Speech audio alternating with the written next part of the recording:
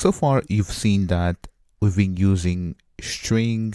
So name equals to Jamila, for example. Or if you want to have an array of names, you just say names in here, comma, and then Alex, for example. Int for age equals to 22.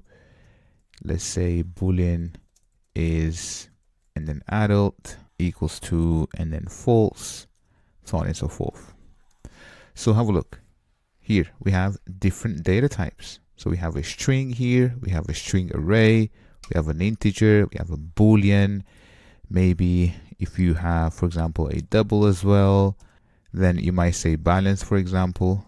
So balance equals to maybe 1 million. So 1 million, just like that, dot, and then 33, for example. It's a decimal number, right? But here we have different data types. Now, what I want to teach you is the var keyword in Java. The var keyword was introduced in Java 10, and it basically allows automatic detection of the variables being used. And this concept is known as type inference. So let me type it for you. Type inference with var keyword. So the keyword is var. So what that means is I can change this string to var. I can also change this array to var. And with arrays is a little bit different. So I just have to say that this is a new string.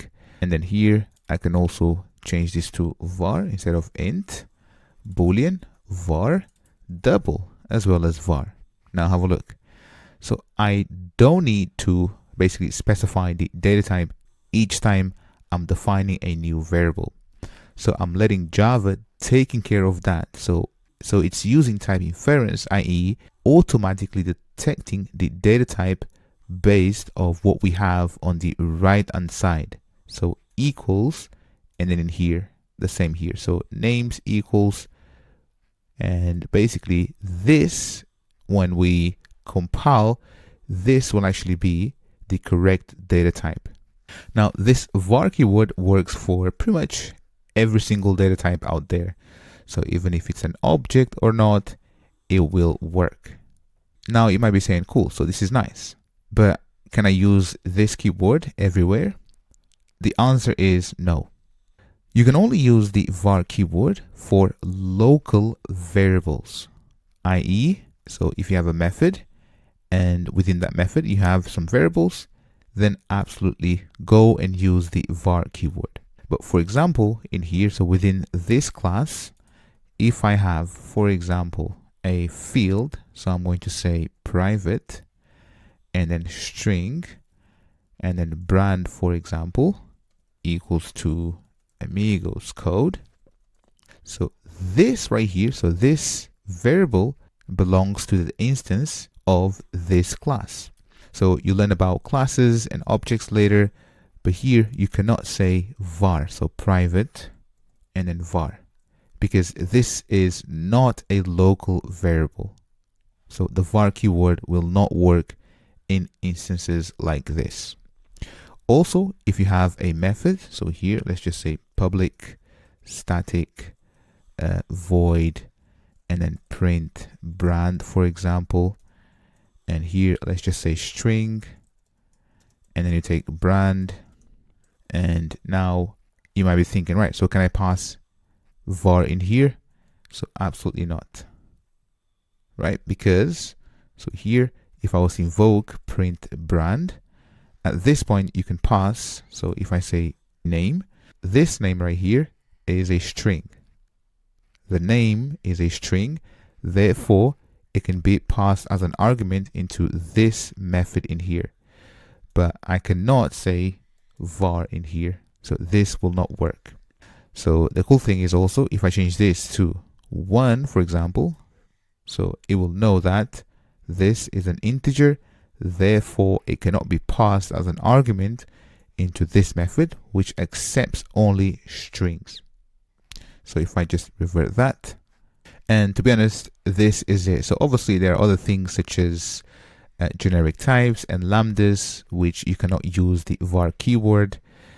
Here, let me just comment this for you so you can have it for reference. But basically, only use the var keyword when you have local variables, and that's about it. Anything else, you need to specify the actual data type. So from now onwards, you'll see me using var whatever I can, and hopefully this will start to make sense. But just be aware that if you're using anything, so if I go to, so in here, let's just go to file and then project structure, and in here, so click on modules and then language level, click on it. If I scroll down, have a look, local variable type inference. So this is what we've just learned. Now this was introduced only in Java 10. So if you're using Java 9 and below, you cannot use the var keyword. Now obviously we installed Java 17. It means that we can use all the features that come before Java 17. So I think, so if I go to project, I think here you can also set the language level for the project and not for the module. So the same thing in here. So we already have Java 17, so we are good to go, and we can use the var keyword from now on. If you have any questions on this topic, drop me a message. Otherwise, let's move on.